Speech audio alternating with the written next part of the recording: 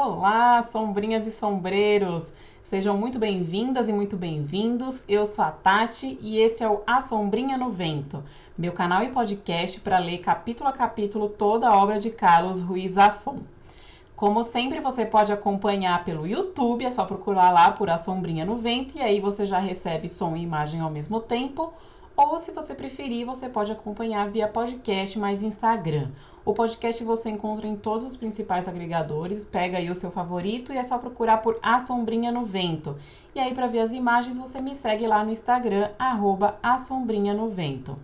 Lembrando, como sempre também, aqui é sem spoilers, tá bom, gente? Cada episódio eu vou tratar somente do que já aconteceu antes no livro e do que acontece no capítulo que eu tô falando, mas eu nunca vou falar do que acontece nos próximos capítulos. Beleza? Então, se você ouvir e ver tudo na ordem, você não vai ter spoiler nenhum. Então, sem mais delongas, vamos lá começar o nosso episódio 4. Hoje a gente vai ler o capítulo 3 de A Sombra do Vento. Começando com um resumo, então, do capítulo. Nesse capítulo, a gente descobre um pouco mais da história da Clara, um pouco mais de como ela descobriu os livros do Julian Carax e também a gente fica sabendo muito mais da vida do próprio Julian Carax. Então, no comecinho, a Clara comenta que um pouco antes da Guerra Civil ali, o pai dela, que era advogado, sentiu que o clima estava ficando meio estranho e resolveu mandar a filha, ou seja, a Clara, né, junto com a mãe dela, para morar na França. A Clara tinha uma tia lá, que era irmã da mãe dela, então ela foi lá na Provença morar com a tia e a prima Claudette. Então, enquanto ela estava lá, ela e a prima, que tinham mais ou menos a mesma idade, tinham um tutor, que a gente não fica sabendo o nome dele, só o apelido que as meninas deram. Elas apelidaram ele de Monsieur Roquefort. Roquefort é um queijo francês que tem um cheiro muito forte, e assim, não é um cheiro bom, né, digamos. Porque o Monsieur Roquefort, ele não era muito higiênico, digamos, né? Então as meninas apelidaram ela aí com o nome do queijo, e aí a gente só conhece ele como Monsieur Roquefort. A gente não sabe o nome verdadeiro dele. Mas enfim, foi ele que apresentou as meninas pro Julian Carax. Então o que acontece? Ele gostava muito de acompanhar as novidades lá em Paris, né? Então ele estava lá todo mês, ele ia para Paris e ele ficava perguntando lá, tinha um sebo que ele sempre frequentava, as livrarias e tal, ele perguntava quais eram as novidades. E aí lá, um belo dia, em 1929, ele acabou descobrindo um livro chamado A Casa Vermelha, que é o primeiro romance do Carax, que foi publicado em Paris. E aí ele resolve ler, e aí ele fica muito assombrado com o talento do Julian Carax. Ele fala, meu Deus, eu preciso acompanhar todas as obras desse autor. E aí ele vai atrás de tentar descobrir um pouco mais sobre o Julian Carax, mas ele não consegue encontrar muita informação. Ele liga para a editora que publicou A Casa Vermelha, mas aí uma secretária lá meio mal-humorada fala, olha, esse livro não vendeu nada, vendeu só 77 exemplares e a gente mandou tudo para Paras e tal. Eu vou explicar depois mais pra frente o que é isso de mandar para Paras, fiquem tranquilos. E enfim, ele não conseguia achar, falou assim, olha, ele não tem endereço conhecido agora, não liga mais para cá. E aí ele ficou 10 anos ali, sempre procurando, né? Ele sempre perguntava lá pro dono do sebo e tudo mais, e ficava atrás do Julian Carax e não encontrava nada. Mas, em 1935, ele fica sabendo da publicação de A Sombra do Vento. Tá aí, a famosa Sombra do Vento. Então, o Monsieur Roquefort fica sabendo que ele tinha sido publicado em Paris, e aí ele escreve para a editora que tinha publicado pedindo alguns exemplares, mas a editora nunca respondeu. Então, tá muito difícil de conseguir qualquer coisa do Julian. Só que, um ano depois, em 1936, o dono lá do sebo, que era amigo dele, conta várias fofocas pro Monsieur Roquefort sobre o Julian. Então diz o seguinte, que ele ia se casar com uma mulher rica e que ele tinha publicado um novo romance que finalmente tinha recebido uma crítica favorável. Só que no dia do casamento ele não apareceu. Ele se envolveu em um duelo no cemitério e sumiu. Então tinha gente que achava que ele tinha morrido no duelo e que, enfim, tinha sido enterrado lá como indigente, e tinha outras pessoas que falaram que ele simplesmente tinha abandonado a noiva no altar, tinha se escapulido para Barcelona, que era a cidade em que o Julian Carax nasceu, e que depois ele tinha acabado morrendo lá na miséria. Acabou morrendo lá na miséria em Barcelona. Enfim, o que a gente descobre sobre o Julian, resumidamente, é isso. E o Monsieur Roquefort, né, ele era tutor das meninas, da Clara e da Claudette, a prima dela. Então, ele, vendo que as meninas não se interessavam, assim, pelo que ele mostrava de literatura lá para elas, ele acabou decidindo, então, mostrar esse livro aí do Julian para ver se elas se interessavam. Então, foi assim que elas entraram em contato com o Julian Carax e foi assim que a Clara, então, conheceu aí os livros dele. Vamos começar a entrar, então, no detalhe? Bora lá. Então eu comentei aí que a Clara e a mãe dela foram morar na Provença com a tia e a prima. A Provença é uma região no sudeste da França, tá? Eu circulei aí em preto, tá aí um print do mapa da França. E ela faz fronteira ali com a Itália, eu também marquei ali onde é que tá a Itália. E ela fica relativamente perto ali da Espanha também. Marquei onde é que tá a Espanha e circulei Barcelona, para vocês verem mais ou menos, né, que não era tão longe assim que elas foram morar. Aí depois ele vai comentando, né, do clima, de como é que estavam as coisas ali no comecinho antes da Guerra Civil. Ele cita o Luís Companys. Então, quem foi esse? Ele viveu de 1882 a 1940 e ele foi um político e advogado catalão. Ele era republicano, tá? Então ele era líder da esquerda republicana lá na Catalunha. E ele foi o último presidente da Generalitat da Catalunha. Então ele foi presidente de 34 até 36, quando começou a Guerra Civil. Lembra que eu comentei em um episódio anterior que a Catalunha ela tem um governo autônomo, mas que é, né, submisso à Espanha. Então, por isso que ele era presidente aí da Catalunha. A gente confunde, né, porque presidente é de país, mas eles têm lá esse governo autônomo. Então, ele foi o último presidente aí da Catalunha antes da Guerra Civil. Aí veio a Guerra Civil, ele era republicano, então ele estava do lado perdedor, né, digamos assim, porque quem acabou vencendo a guerra foram os nacionalistas, e aí começou a ditadura do Franco. Então, em 1939, quando né, teve a derrota final dos republicanos, ele se exilou na França. Mas depois ele foi capturado lá por um agente da polícia franquista que colaborava com a Gestapo. Esse regime franquista, gente, ele era um regime, assim, ligado ao nazismo, ligado ao Mussolini, lá o fascismo na Itália, ao Mussolini. Então estava ligado a todos esses regimes ali da época. Então foi um agente da polícia que era ligado à Gestapo.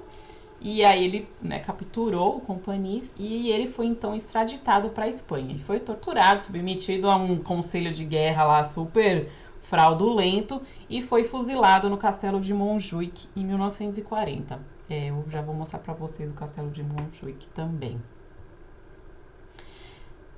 Falando do pai da Clara, ela comenta que ele era advogado, né, como eu falei no resumo, e o escritório dele ficava na Rua Diputación. Então, marquei aí para vocês, tá aí um print, marquei em vermelho aí com pin também a Rua da Diputación. E vocês conseguem ver claramente a Praça da Catalunha, que fica ali da onde sai Las Ramblas, e eu marquei em azul a Rua do Daniel, tá? Onde ele mora, tá ali, vocês conseguem ver marcado ali também a igreja de Santa Ana. Então não é muito distante da onde o Daniel mora, mas é uma rua assim boa, né? Digamos, uma rua chique. Vocês podem ver que tem em paralelo aí uma avenida bem grande e fica ali próximo à Universidade de Barcelona, tem um teatro. Então, assim, ele era um advogado com dinheiro, né? Digamos, fica claro. Acabei de falar, né, do Castelo de Montjuic, porque também a Clara comenta que o pai dela também morreu no Castelo de Montjuic. Então tá aí, coloquei uma foto para vocês. Montjuic, lembra, eu já comentei em outro episódio, é uma colina que tem ali em Barcelona, vocês conseguem ver aí pela foto, que ela acaba dominando ali toda a região, você vê o mar e tal, e a cidade toda. Tem lá o cemitério de Montjuic, que foi o que eu comentei em outro episódio, que é onde está enterrada a mãe do Daniel.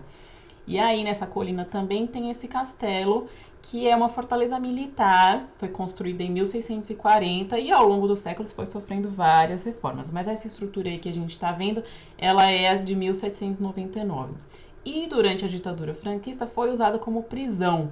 Então, por isso aí que o Companhis foi fuzilado aí e que o pai da Clara também morreu aí, porque era uma prisão na época. Hoje em dia é uma repartição pública, museu, centro cultural, enfim, não é mais prisão não.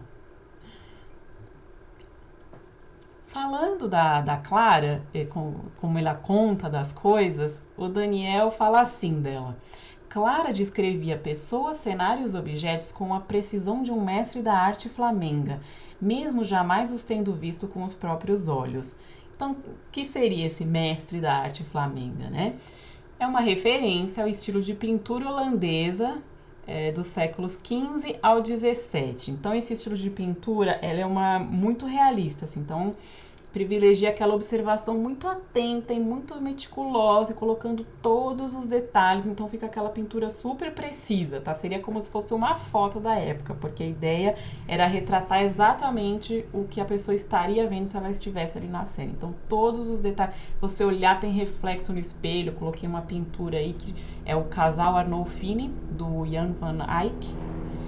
E aí vocês podem ver que tem realmente muitos detalhes, assim, você consegue tirar várias coisas de uma pintura só. Tem lá um espelho no fundo que tem reflexo, é tudo cheio de detalhe. Então é isso que ele quis dizer, né, com o mestre da arte flamenga, que apesar dela ser deficiente visual, ela descrevia tudo com muito detalhe. E aí depois ele comenta então do Virgílio, porque o Monsieur Roquefort, eu tô rindo aqui porque eu acho ele uma figura muito engraçada, o Monsieur Roquefort. Então tá aí, fala dele assim. Era um cinquentão meio alcoolizado e com pretensões a literato, que se gabava de recitar a Eneida de Virgílio em latim e sem sotaque. Então, o que é a Eneida e quem é o Virgílio? A Eneida é um poema épico que foi escrito pelo tal Virgílio, aí, por Virgílio, no século I a.C., tá? Então, a Eneida, ela conta a saga de Enéas, que é um troiano que é salvo pelos gregos em Troia, e aí ele fica viajando ali pelo Mediterrâneo até ele chegar na Península Itálica. Então, o destino dele era para ser o ancestral de todos os romanos. Esse poema, ele foi encomendado pelo imperador Augusto, porque ele queria que tivesse uma história de origem lá para o Império Romano, muito gloriosa, tal. Então ele encomendou para o Virgílio, que na época já era um poeta famoso. Então, falando um pouquinho sobre o Virgílio, coloquei aí um mosaico que mostra uma possível, né, como seria a cara dele possivelmente. E o nome dele era Públio Virgílio Maro. Ele nasceu em 70 a.C. e faleceu em 19 a.C. Então foi aí um poeta muito famoso. E as três grandes obras dele são as Éclogas, ou as Bucólicas, as Geórgicas e a Eneida, que é a mais famosa, né?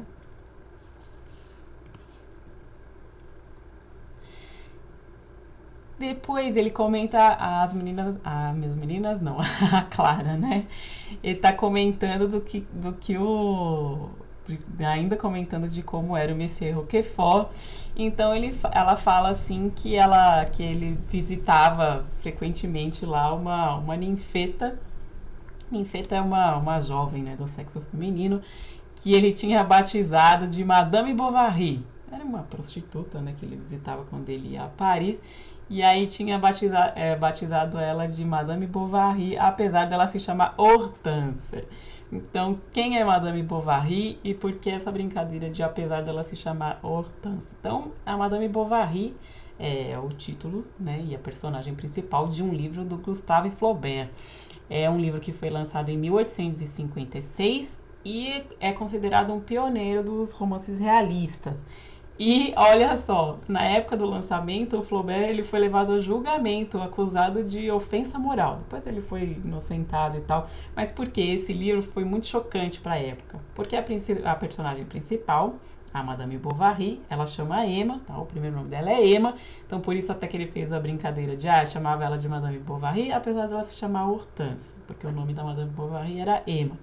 Então ela era uma jovem muito sonhadora, então ela aprendeu todas as coisas sobre amor e sobre casamento lendo. E aí ela acaba se casando com um médico interiorano, que não tinha nenhuma ambição, e aí, em pouco tempo ela percebe que a vida de casada real não tinha nada a ver com as vidas de casada que ela via nos livros. Então ela se sentia muito infeliz, entediada, estava cansada do marido. E aí ela buscava, né, felicidade e liberdade, tendo vários amantes. Mas os amantes também decepcionaram ela, todos que ela teve, e ela acaba, então, coitada, se suicidando, né? Toma arsênico e acaba com a própria vida. Então foi um romance super chocante pra época, e por isso que talvez teve esse bafafá e que ele foi até a julgamento. Então o Flaubert, acho que não preciso falar, né, muito, já falei bastante da obra dele aqui, da Madame Bovary. Tá aí, coloquei uma foto dele para vocês verem. Ele nasceu em 1821, faleceu em 1880 e era um escritor francês muito famoso. Tem várias obras, incluindo uma das mais famosas, que é o Madame Bovary.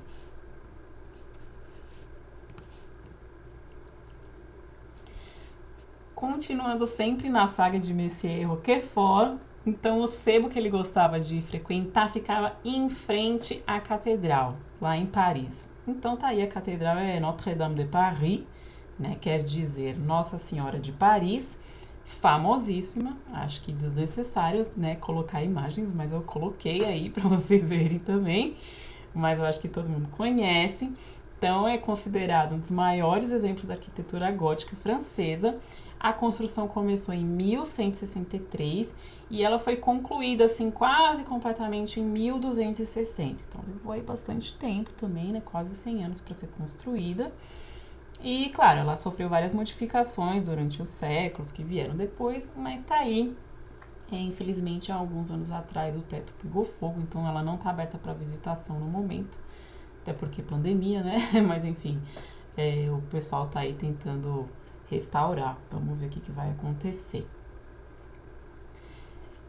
Falando aí ainda de Paris e de onde ele, né, o Monsieur Roquefort sempre estava ali por Paris, e por acaso o Julian Carax também vivia em Paris aí nessa época. Tá aí o Rio Sena. Então eu coloquei aí um mapa que mostra por onde ele corre ali na França. Então ele começa meio lá no meio, passa por Paris e depois ele vai desembocar lá no Mar do Norte lá. E coloquei também um print do Rio Sena em Paris. Então tá aí, até tem um pinzinho na catedral, né, Notre-Dame, para vocês verem. O Rio Sena corta Paris. Então tem várias pontes que atravessam ali por cima, que também são bem conhecidas as pontes.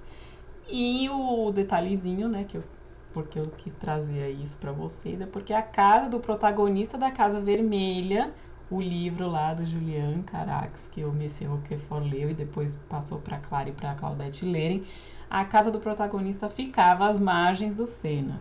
Então tá aí a imagem do Rio Sena para vocês. E aí, então, falando sobre a Casa Vermelha, a casa do protagonista ficava lá às margens do Sena e a mansão da mocinha do livro, né? A protagonista, digamos assim, a mocinha. A mansão dela, do pai dela, né? Ficava na Avenida Foch. Que nome, né? o Zafon, ele colocou como Avenida Foix.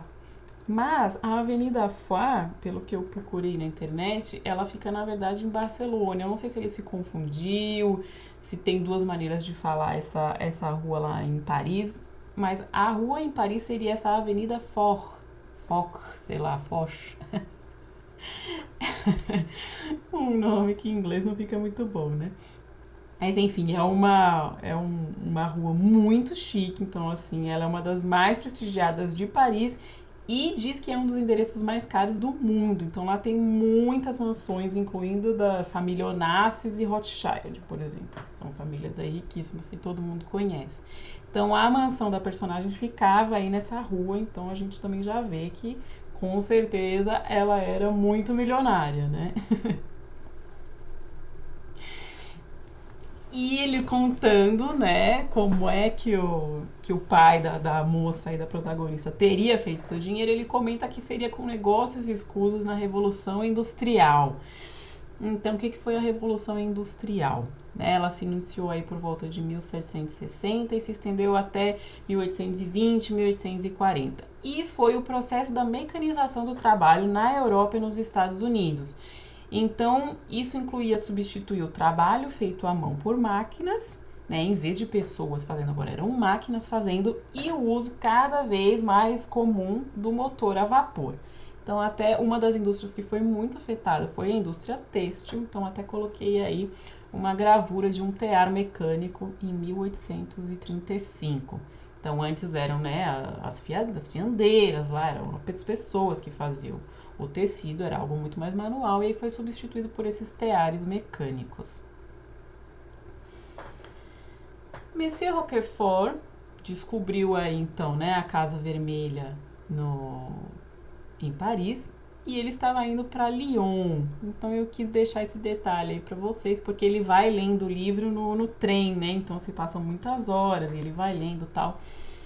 Ele nem percebe o tempo passar, de tão envolvido que ele ficou no livro. E aí eu quis colocar aí para vocês, então, como é o trajeto da viagem Paris-Lyon. Jogando aí no Google, a viagem hoje em dia, né, de trem dá mais ou menos 1h e 56 minutos, mas na época aí, né, nos anos 30 a gente está, né, 1929, então a gente está quase 1930, acredito que levasse muito mais tempo.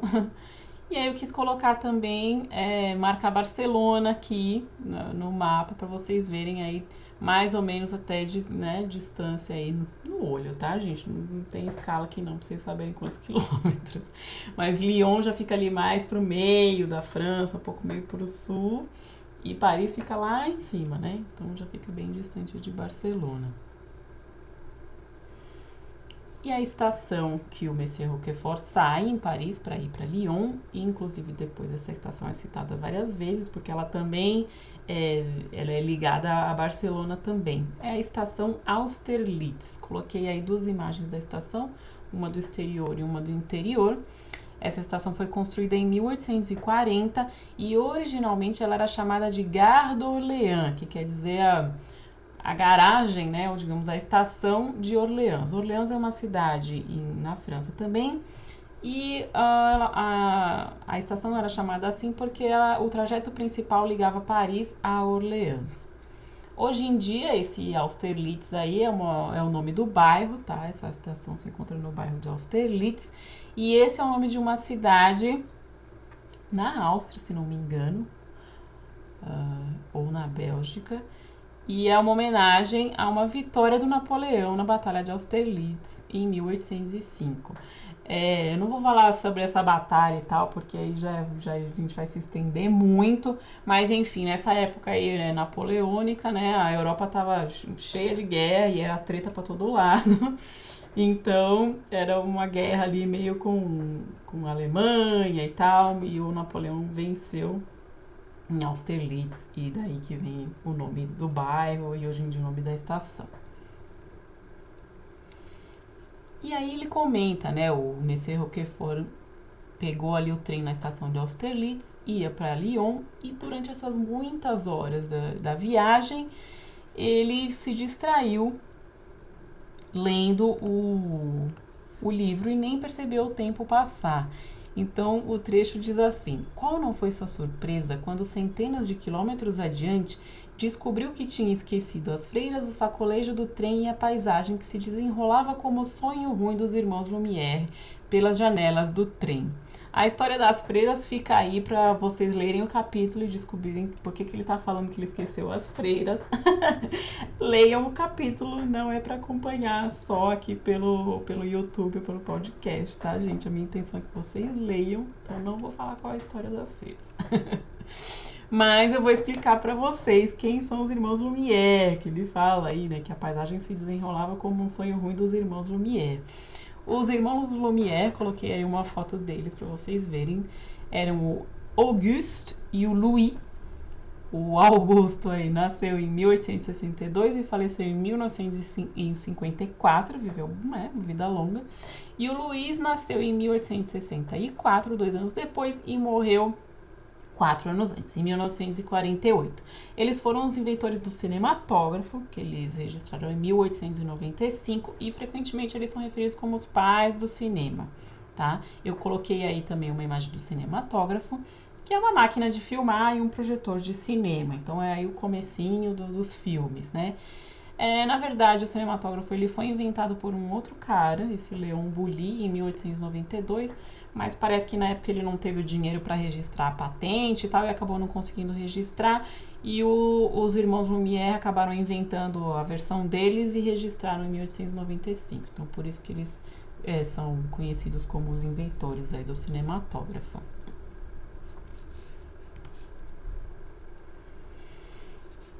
Bom, então, Monsieur Roquefort leu o livro, né? Gostou muito. E aí ele ligou para saber mais sobre o Julian, né? Que ele queria saber mais sobre esse autor que ele tinha gostado tanto. Então ele liga lá para a editora e eu vou ler esse trecho aqui. Naquela mesma manhã, ligou para a editora em Paris solicitando informações sobre o tal Julian Carax. Após muita insistência, uma telefonista de tom asmático e disposição virulenta informou-lhe que Monsieur Carax não tinha endereço conhecido, que de todo modo já não tinha mais contratos com a editora em questão e que a Casa Vermelha vendera exatos 77 exemplares desde o dia de sua publicação, presumivelmente adquiridos em sua maioria por moças de vida fácil e outros habitantes do local onde o autor debulhava noturnos e polonesas em troca de algumas moedas. O restante da tiragem fora devolvido e transformado em pastas de papel para a impressão de missais, multas e bilhetes de loteria. Então, eu acho esse trecho assim, bem divertido, com a secretária mal-humorada aí. Então, ela comenta aí, porque o Julian, né, nesse capítulo a gente fica sabendo também um pouquinho mais sobre a vida dele, e além de ser escritor, não de muito sucesso na época, pelo menos, né, ele tocava piano em uma casa noturna, né, uma boate aí, boate barra prostíbulo, né. Então ele ficava lá tocando os noturnos e as polonesas. Então eu quis trazer para vocês explicar o que seriam os noturnos e as polonesas. Então, o noturno, normalmente, né, é uma composição musical que evoca ou é inspirado pela noite. Então, ele foi muito assim usado durante o século XIX, principalmente para piano. E ele foi popularizado com o Chopin, né, são os mais conhecidos, apesar de ter sido assim, digamos, inventado. Não é bem assim inventado, né? Mas a origem está relacionada com um compositor irlandês lá chamado John Field, mas quem popularizou foi o Chopin. Eu vou até colocar aqui para vocês ouvirem um trechinho.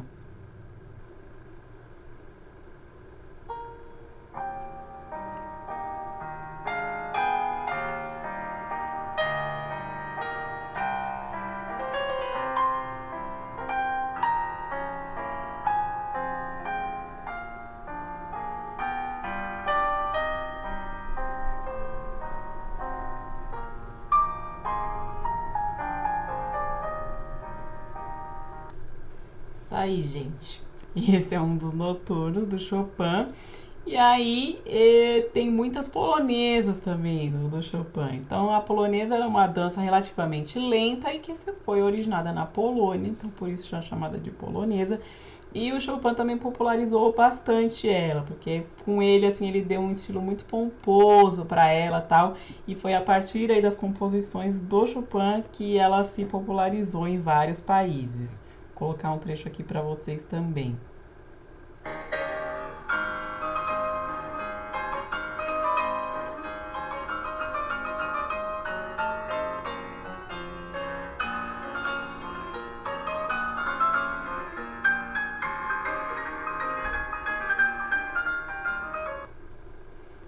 Tá aí, já é uma dança um pouquinho mais animadinha, né? Então é isso aí, Julian ficava tocando os noturnos e as polonesas lá no bordel para ganhar uns trocados.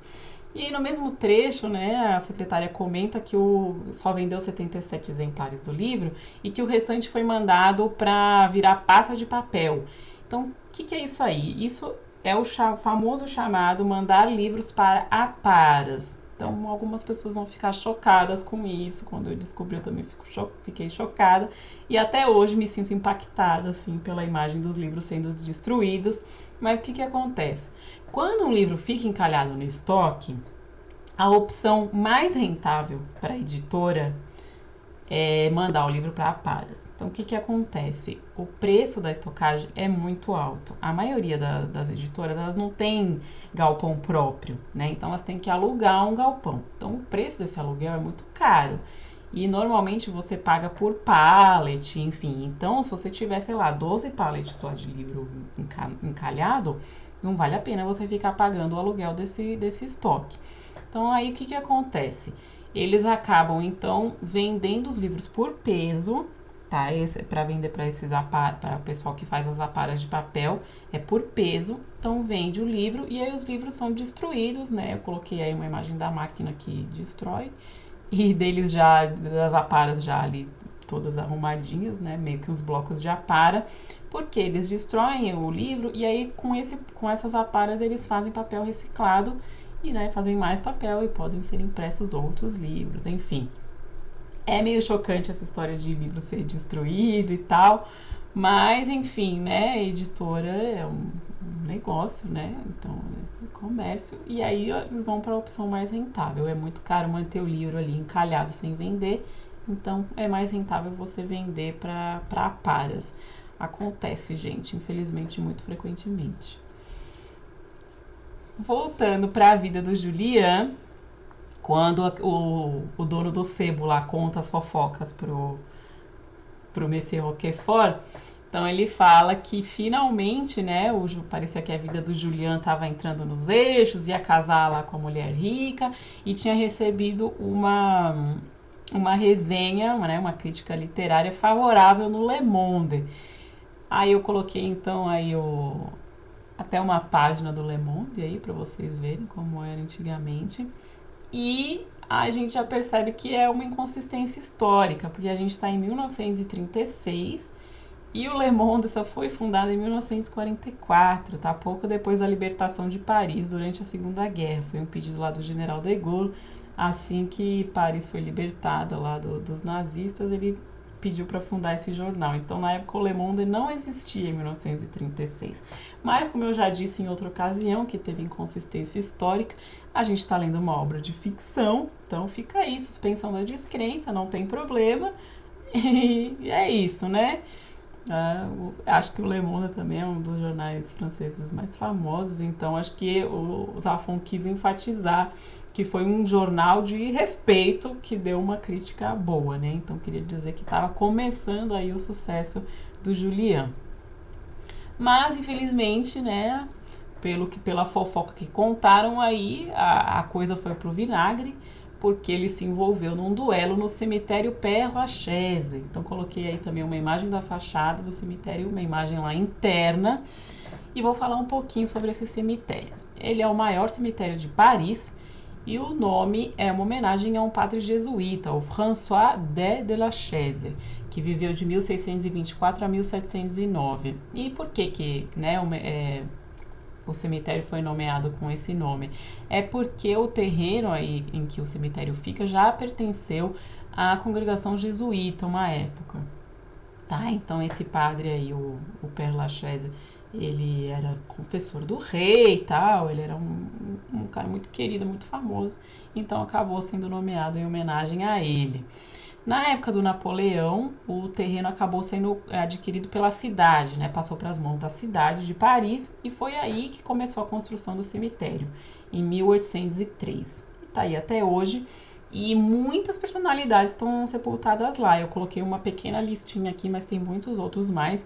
Então, por exemplo, temos o Balzac, escritor, Oscar Wilde, que também era escritor, o La Fontaine, das Fábulas de La Fontaine, também escritor, está enterrado lá. O Proust, né, Marcel Proust, está enterrado lá também. A Maria Callas, não sei se todo mundo conhece, é uma cantora lírica muito famosa, também tá enterrada lá. Chopin, que mostrei aí os Noturnos e as Polonesas, também está enterrado lá.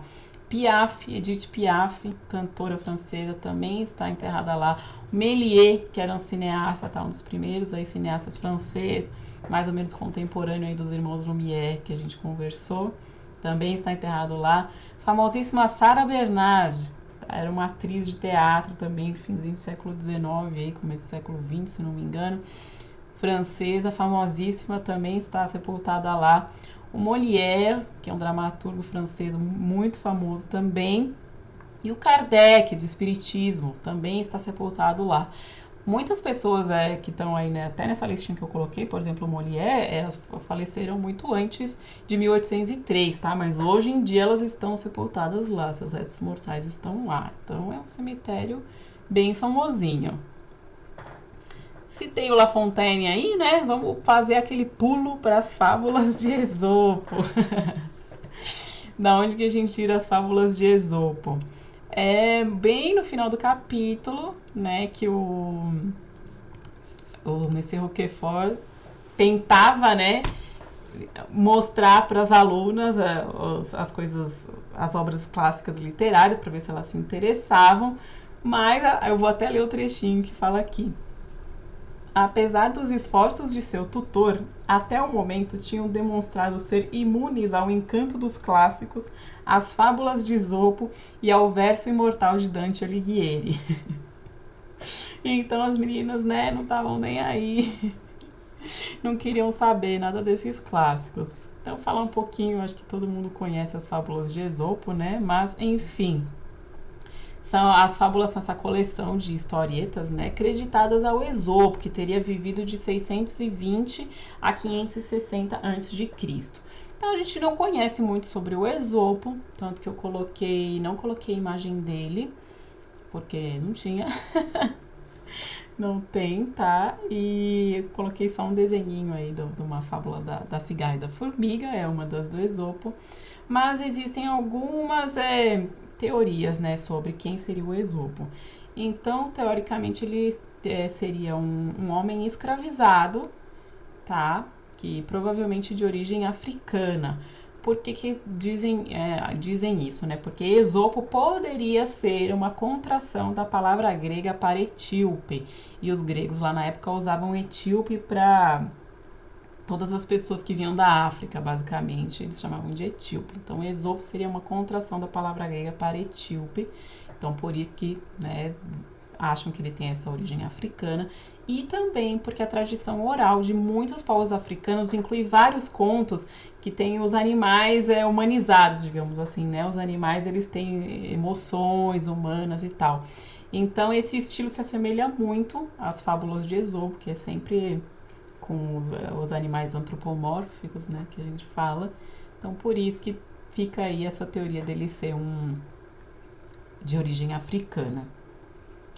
E, né, cita aqui também que as meninas não se interessavam pelo verso imortal de Dante Alighieri. Então, acho que todo mundo conhece o Dante também, mas ele foi um escritor e poeta italiano, viveu de 1265 a 1321, e ele é o autor da famosíssima A Divina Comédia, né, que descreve uma viagem dele através do inferno, purgatório e paraíso. É uma coisa meio no esquema de Eneida, como a gente comentou aqui, é uma coisa meio épica, assim, meio Lusíada, sabe? É esses poemas longuíssimos, meio épicos, e trata aí a viagem dele, então, no inferno, purgatório e paraíso. Nesse capítulo, tá? A gente está quase indo para a finalização. Então, nesse capítulo citou várias obras do Julian Carax, né? Que foram publicadas aí entre 1927 e 1935. Então, eu quis trazer aqui a listinha das 3 que são citadas e as datas em que foram publicadas e um pouquinho da história. Então, começando com a Casa Vermelha, né?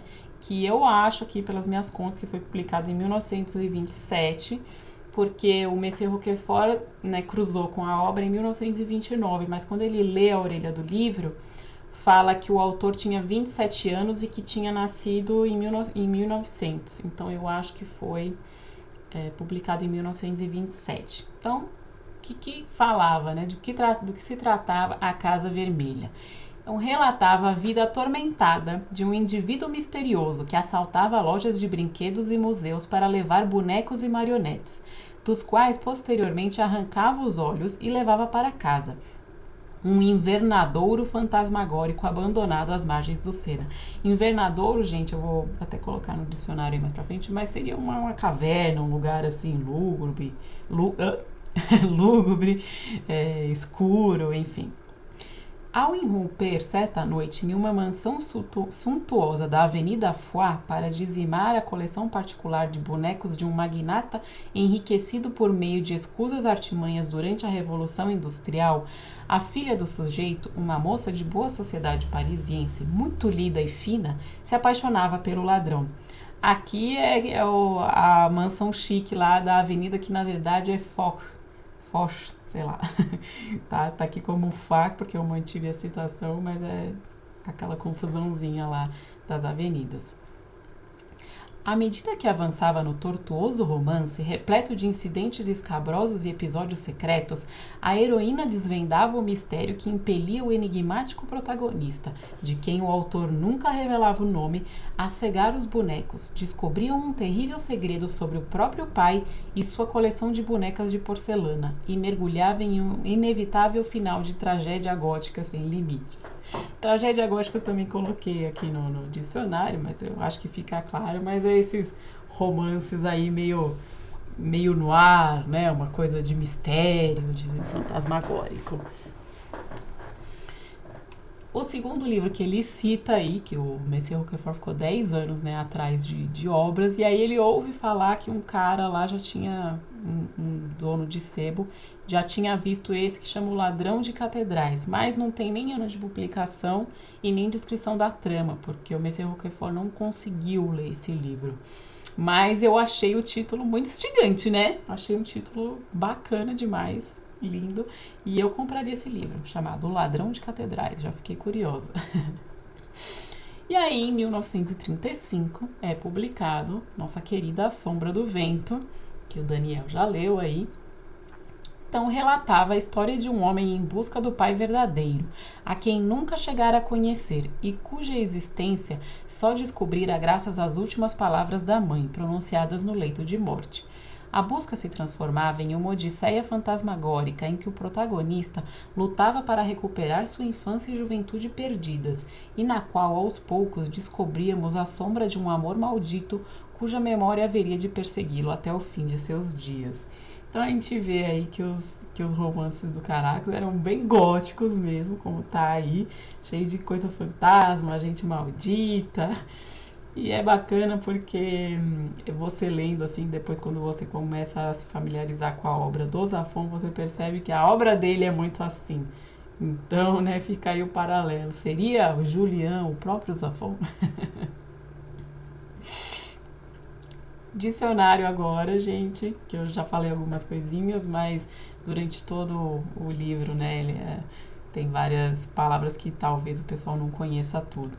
Eu coloquei algumas meio óbvias, como por exemplo o chouriço, eu acho que o pessoal conhece, mas enfim, para quem não conhece, é uma linguiça de carne de porco ou de sangue de porco, que aí põe farinha, enfim, gordura, tem os temperos e é tudo isso. E a morcela seria um chouriço de sangue, tá? Então, aonde que fala do chouriço da morcela? É quando começa a falar das notáveis peculiaridades do Monsieur Roquefort.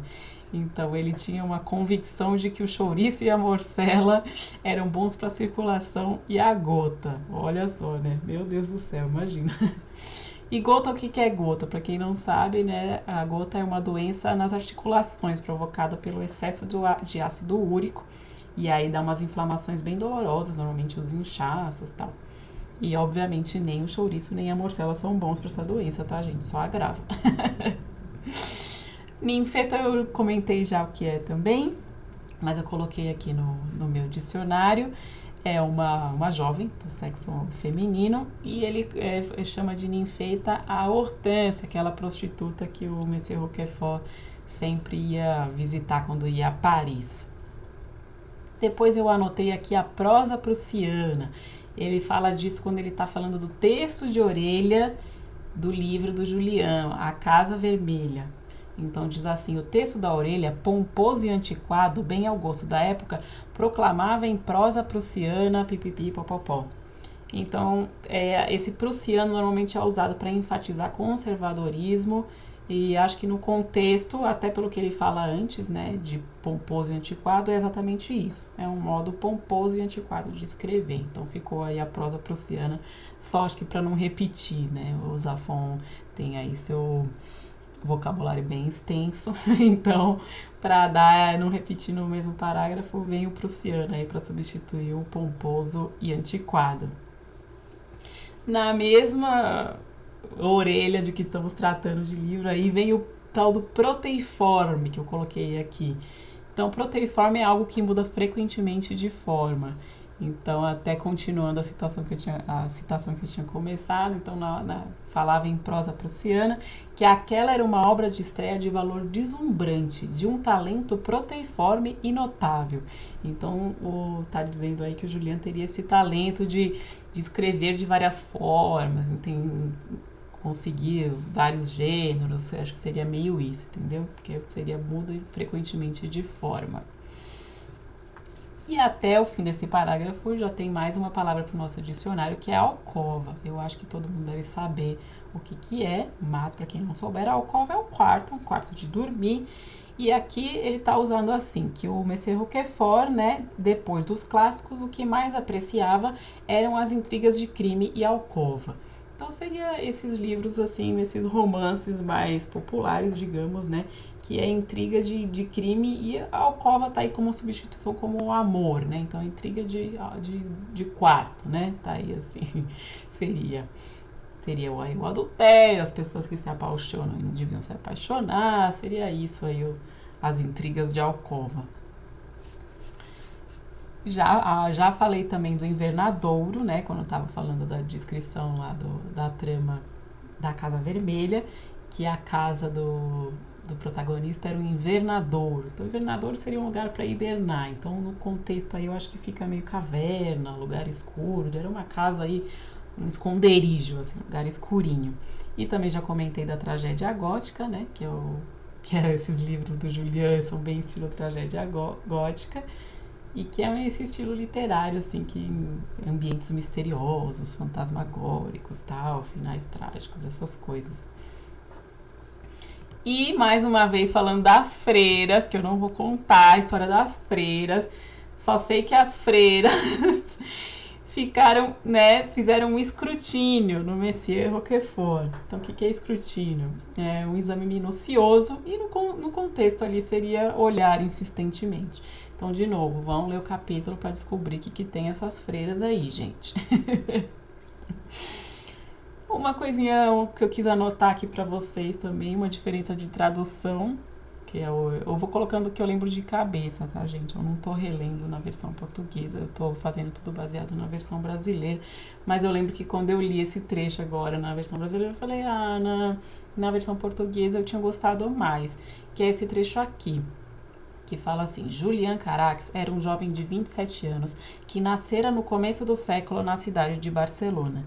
Isso é a versão brasileira. Na versão portuguesa, diz assim: Julian Carax era um jovem de 27 anos que nascera com o século na cidade de Barcelona. E esse aqui que é a tradução literal do original, tá? Eu fui olhar no original, em espanhol é assim como tá na versão portuguesa. E eu não sei por que mudaram na versão brasileira, porque eu acho que é um detalhe muito simples, mas que é muito característico da obra do Zafón, porque ele fala as coisas mais prosaicas de uma maneira que fica muito bacana. Que você fala assim, nossa, olha o jeito que ele usou para se expressar, para falar isso. Então, em vez de falar que o Carax tinha nascido no começo do século, ele falou, nasceu com o século. Então, você entende já que ele nasceu em 1900, né? O século nasceu ali em 1900. Ou 1901, tá, gente? Fica aí, tem aquela briga sempre de, vai até 1900 ou é 1901? Mas estamos aqui, né, a licença poética. Mas tá aí, então ele nascera com o século, ou seja, ele nasceu ali no comecinho, 1900, 1901. E eu acho que fica muito mais bonito dessa forma, e é um detalhe tão simples, mas que faz toda a diferença, e é isso que eu gosto muito no Zafón. Então fiquei com pena de na versão brasileira isso ter sido alterado, porque eu acho que o original é muito mais bacana. E agora sim, vamos para a finalização deste capítulo que já ficou longuíssimo. Mas esse capítulo é muito rico, tá, gente? Então, realmente, não tentei fazer o mais rápido que deu, mas não tem muito como. Vamos, então, finalizar aqui rapidinho com as citações favoritas. Então, comecinho do capítulo aí, as pessoas, né, falando sobre a cautela do pai de Clara, que ele mandou, né, a Clara e a esposa para morar na França. Então, tá assim. Não faltou quem opinasse que aquilo era um exagero, que não ia acontecer nada em Barcelona, que na Espanha, berço e auge da civilização cristã, a barbárie era coisa de anarquistas e que estes, de bicicleta e remendos nas meias, não chegariam muito longe. Ai, gente, é muito divertida a maneira como ele escreve tudo, né? Ele escreve de maneira muito irônica, alfinetando várias pessoas. Então fica muito bom, essa citação é muito boa, eu adoro. E logo depois o pai da Clara, né, generalizando as coisas, ele fala assim: os povos jamais se olham no espelho, ainda mais com uma guerra bem na frente do nariz. Que é isso aí, né? As pessoas, não, imagina, que não vai acontecer nada, na Espanha não acontece essas coisas. Quer dizer, ninguém quer se olhar no espelho e ver um monstro, né? Então, especialmente nessas épocas de guerra ou à beira da guerra, todo mundo fica falando, que não acontece esse tipo de coisa. Então tá aí pérolas de sabedoria do pai de Clara. E um outro trechinho que eu gosto muito e que é esses detalhes de prosa do Zafón, é quando ele tá falando que a Claudete, né, a prima da Clara, lia as cartas que o pai enviava para ela, porque, né, ela é deficiente visual, então a prima que lia para ela. E aí ele coloca assim: era assim que Clara lia, com olhos emprestados. Então eu achei muito engraçadinho essa maneira de colocar, sabe? Que ela lia com olhos emprestados. Muito bonitinho. A Clara, pro Daniel, fala uma frase que já denota que ela é uma pessoa, né, bem desconfiada, que já, e acho que vem daí essa tristeza que ele comentava, que o Daniel comentou que ela tinha nos olhos no capítulo anterior. Porque ela diz assim: nunca confie em ninguém, Daniel, muito menos naqueles que admira. Serão essas pessoas as que desferirão os piores golpes. É muito verdade o que ela tá falando, tá? É uma verdade aí universal, porque exatamente as pessoas que têm poder de nos machucar são as pessoas que a gente gosta, né? O estranho passando na rua, a gente não se interessa o que ele pensa da gente, se ele gosta da gente ou não. Tanto faz. Agora, se você, né, um amigo muito próximo seu faz alguma coisa pra você que te machuca, são os piores golpes mesmo. Então, é isso. É muito verdade, mas denota aí um pouco de desencanto já da vida, né? Clara, tão nova aí aos 20 anos, já tão decepcionada com as pessoas.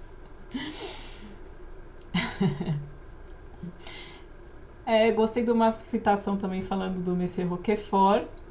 Então diz assim sobre ele: era um especialista em querelas literárias. Querelas são as briguinhas, né, as disputas. E se orgulhava de possuir uma vasta coleção de cartas assinadas por todos os editores de Paris, recusando os volumes de verso e prosa que lhes enviava sem trégua. Então eu acho muito bacana que ele mandava os livros dele, os poemas dele para serem publicados. Ninguém aceitava, todo mundo mandava as cartas recusando, mas isso para ele era um motivo de orgulho, né? Ele tinha ali todas as cartas, tá aqui, tal editora me escreveu, tal editora me escreveu, não importava que era recusando. E um dos trechos que eu gosto mais desse capítulo é quando fala sobre a impressão que a Casa Vermelha causou no Monsieur Roquefort, né? Diz assim: ao virar a última página, quando despontava a madrugada, Monsieur Roquefort descobriu os olhos marejados de lágrimas e o coração envenenado pela inveja e o assombro. Então, eu gosto muito dessa frase e eu acho que ela traz muitas coisas, né? Então, Monsieur Roquefort, ele perdeu a noção do tempo, né? Ficou lendo a noite toda lá no trem, na viagem que ele fez de Paris a Lyon. Ele se emocionou, né? Ele terminou e os olhos estavam aí cheios de lágrimas. E apesar do assombro que ele sentiu, ele ficou muito impressionado com o talento do Julian. Ele também ficou com o coração envenenado pela inveja, né? Porque ele se dizia um escritor também, mas todos os livros dele eram recusados. Então, apesar do assombro, veio essa ponta de inveja do talento do Julian. Então, uma frase que traz muitas coisas e está muito bem construída. Eu gosto muito dessa citação também. E claro, eu até já li esse trecho para vocês antes, o trecho da secretária da editora de Paris falando sobre Julian Carax, mas eu vou até ler de novo porque eu acho muito divertido. Então ela diz: Monsieur Carax não tinha endereço conhecido, que de todo modo já não tinha mais contratos com a editora em questão, e que a Casa Vermelha venderia exatos 77 exemplares desde o dia de sua publicação, presumivelmente adquiridos em sua maioria por moças de vida fácil e outros habitantes do local onde o autor debulhava noturnos e polonesas em troca de algumas moedas. As moças de vida fácil aí, no caso, seriam as prostitutas, tá, gente? Que só na concepção popular, né, que é vida fácil, porque na realidade, beijo a Deus. E para finalizar, a última citação, falando sobre a Clara e a Claudete, né, que é aprendendo lá os clássicos com o tutor. Então, diz assim: Clara e Claudete eram, nessa época, duas meninas de 15 anos com as veias explodindo de hormônios e o mundo lhes lançando piscadelas através das janelas da sala de aula. Essa é outra coisa da prosa do Zafón. Porque, assim, em vez de ele falar que as meninas só ficavam olhando pela janela, não estavam interessadas na aula, ele fala o contrário, que o mundo ficava lançando piscadelas para as meninas através das janelas. Então, ele escreve, é isso que eu falo, entendeu? Vale muito a pena você ler os livros do Zafón, porque a prosa dele é uma coisa que te encanta, assim. É esse tipo de coisa. São coisas muito simples, mas ele escreve de uma maneira magistral. E com essa belíssima citação, a gente encerra o nosso vídeo. Vamos para a finalização de sempre. Me segue nas redes sociais. Episódios todas as segundas às 10 da manhã, tá bom, gente? Então me acompanha aí, que toda segunda, lá para as 10 da manhã, eu vou lançar episódio novo. Você pode me acompanhar no YouTube, só procurar por A Sombrinha no Vento. Tenho também o podcast, se você preferir. Procura no seu agregador favorito A Sombrinha no Vento. Me acompanha lá no Instagram, @ASombrinhaNoVento. E eu tenho Twitter também. Você pode me acompanhar por lá, @SombrinhaVento. Por hoje é só, pessoal. Vamos lá que já tá dando 1 hora de vídeo. Foi um prazer, como sempre, estar aqui falando do Zafón e da Sombra do Vento com vocês. Um beijo enorme em cada um e até a próxima!